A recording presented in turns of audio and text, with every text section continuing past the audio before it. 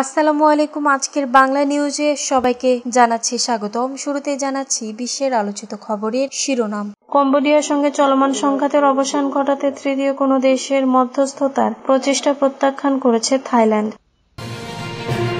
নিষেধাজ্ঞার হুমকির মধ্যে জার্মানি, যুক্তরাজ্য ও ফ্রান্সের কূটনীতিকদের সঙ্গে পারমাণবিক আলোচনার বৈঠক ইরানের। গাজা ইস্যুতে মার্কিন সম্পর্কের উপর নির্ভর করছে ক্ষমতাহীন ব্রিটিশ সরকার, প্রাক্তন ব্রিটিশ প্রধানমন্ত্রী থেরেসা মের। থাইল্যান্ড এবং কম্বোডিয়ার সৈন্যদের প্রাণঘাতী লড়াই অব্যাহত রয়েছে। সীমান্ত ছেড়েছে 1,20,000-এরও বেশি বাসিন্দা। অপারেশন সিঁদুর স্থগিত রাখা বা যুদ্ধবিরতি ঘোষণার পেছনে যুক্তরাষ্ট্রের হাত ছিল না, সে কথা সরাসরি দাবি করল না ভারত। আগামী সেপ্টেম্বরে ফিলিস্তিনিকে রাষ্ট্র হিসেবে স্বীকৃতি দেওয়ার ফ্রান্সের পরিকল্পনায় যুক্তরাষ্ট্র, সৌদি সহ কোন দেশ কি বলছে? এতক্ষণ শুনছিলেন বিশ্ব আলোচিত খবরের সংবাদ শিরোনাম। এবার বিস্তারিত। আমাদের খবরটি যদি ভালো লেগে থাকে অবশ্যই লাইক, কমেন্ট, শেয়ার করতে ভুলবেন না।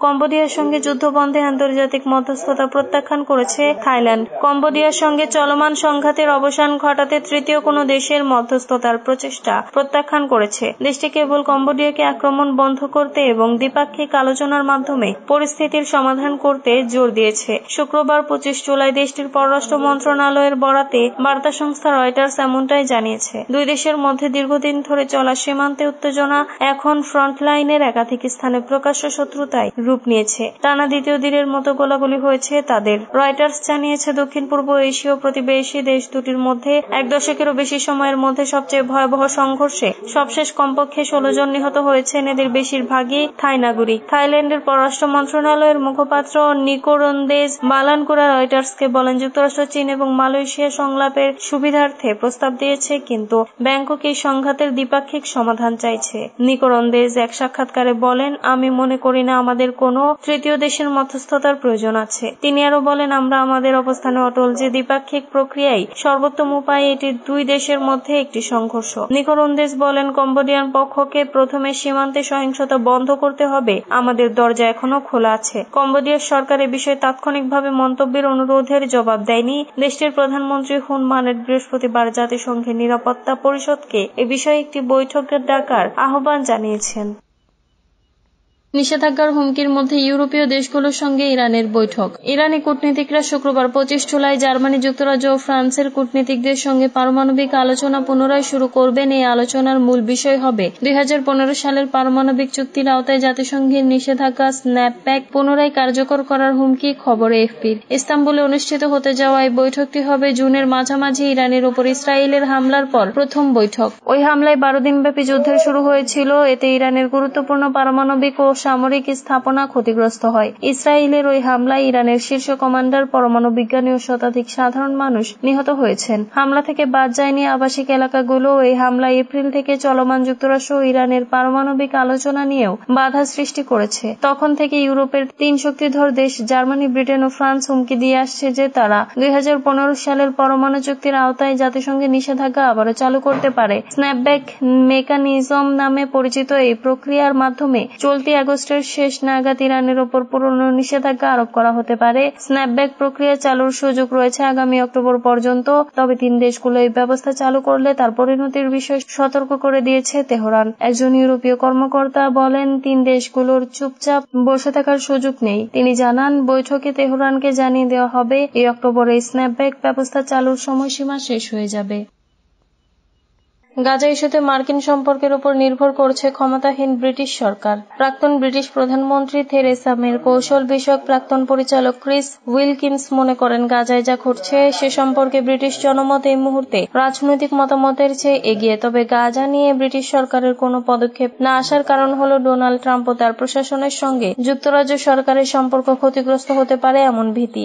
ক্রিস উইলকিন্সের মতে, গাজার সংকট নিরসনে অবদান রাখার উপায় নিয়ে যুক্তরাজ্যের পার্লামেন্টের পররাষ্ট্র পররাষ্ট্র বিষয়ক কমিটির একটি প্রতিবেদনে ব্রিটিশ জনমত যে গাজার পক্ষে সেটির প্রতিফলিত হয়েছে। তিনি বলেন, এই পরিস্থিতিতে ব্রিটিশ রাজনীতি কতটা শক্তিহীন অনেক কিছুর মধ্যে রিপোর্টটিতে এটিও ফুটে উঠেছে। তারা বলছে যে ইসরায়েল কথা শুনছে না এবং এটি সত্যি। উইলকিন্সের মতে গাজা সম্পর্কে যুক্তরাজ্য সরকারের প্রতীকী পদক্ষেপ নিয়ে হয়তো কিছু বিকল্প দেখানোর চেষ্টা করবে, তবে আসল প্রশ্ন হলো এগুলোর বাস্তবে কোনো প্রভাব পড়বে কিনা। তিনি আরো বলেন, প্রধানমন্ত্রী কিয়ার স্টারমারের সরকারের উপর পদক্ষেপ নেওয়ার জন্য চাপ রয়েছে। উইলকিন্সের উল্লেখ করেন, তবে চাপে থাকা সত্ত্বেও পদক্ষেপ না আসার পেছনে মূল কারণ হলো ইসরায়েল এবং যুক্তরাষ্ট্রের মধ্যে সম্পর্ক।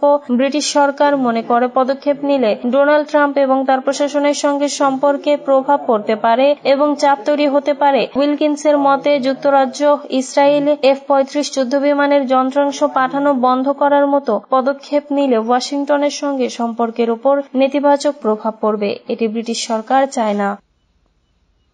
থাইল্যান্ড কম্বোডিয়ার সীমান্ত ছেড়েছে 1,20,000-এরও বেশি বাসিন্দা। থাইল্যান্ড এবং কম্বোডিয়ার সৈন্যদের মধ্যে শুক্রবার 25 জুলাই দ্বিতীয় দিনের মতো প্রাণঘাতী লড়াই অব্যাহত রয়েছে। কর্তৃপক্ষের মতে চলমান লড়াই থেকে দুই দেশকে পৃথককারী সীমান্তে উভয় পাশে বসবাসকারী 1,20,000-এরও বেশি মানুষ পালিয়ে গেছে। সেই সঙ্গে এখন পর্যন্ত থাইল্যান্ডে 15 জন এবং কম্বোডিয়ায় 1 জন নিহত হয়েছে। আল জাজিরা জানিয়েছে, দক্ষিণ পূর্ব এশীয় দুই প্রতিবেশীর মধ্যে 1 দশকেরও বেশি সময়ের মধ্যে সবচেয়ে রক্তক্ষয়ী সামরিক সংঘর্ষের সময় আজ উভয় দেশ ভারী কামান এবং রকেট হামলা চালিয়েছে। শুক্রবার এক অশুভ বার্তায় থাই প্রধানমন্ত্রী ফুমথান ওয়েচাচাই বলেন, পরিস্থিতি আরো তীব্র হয়েছে এবং যুদ্ধের দিকে ঠেলে দিতে পারে। তিনি প্রতিপক্ষের দিকে ইঙ্গিত করে বলেন, সংঘর্ষে ভারী অস্ত্র ব্যবহার করা হচ্ছে।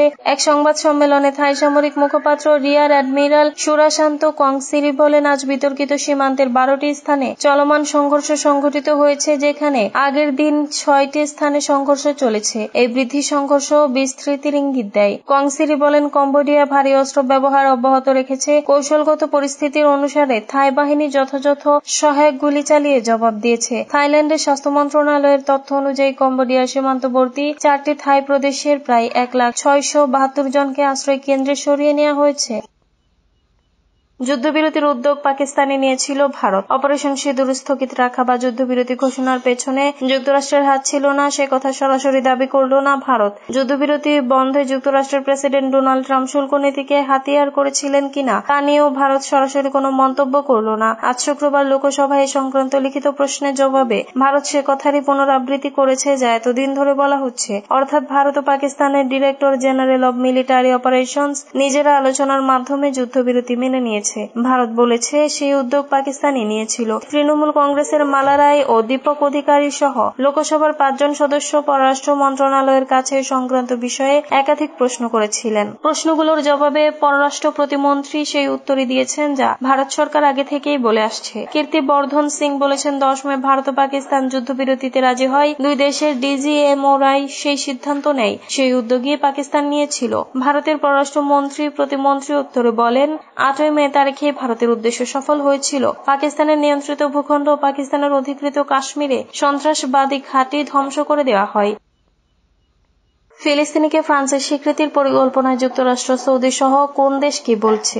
আগামী সেপ্টেম্বরে ফিলিস্তিনিকে রাষ্ট্র হিসেবে স্বীকৃতি দেওয়ায় ফ্রান্সের পরিকল্পনার খবরে ক্ষুব্ধ প্রতিক্রিয়া দেখিয়েছে ইসরায়েল ও দেশটির প্রধান মিত্র যুক্তরাষ্ট্র। একদিকে অন্যদিকে পদক্ষেপকে স্বাগত জানিয়েছে ফিলিস্তিন কর্তৃপক্ষ, হামাস সহ কয়েকটি দেশ। বৃহস্পতিবার রাতে সামাজিক যোগাযোগ মাধ্যম এক্সে দেওয়া এক পোস্টে ফ্রান্সের প্রেসিডেন্ট ইমানুয়েল ম্যাক্রো জানান, আগামী সেপ্টেম্বরে জাতিসংঘের সাধারণ পরিষদের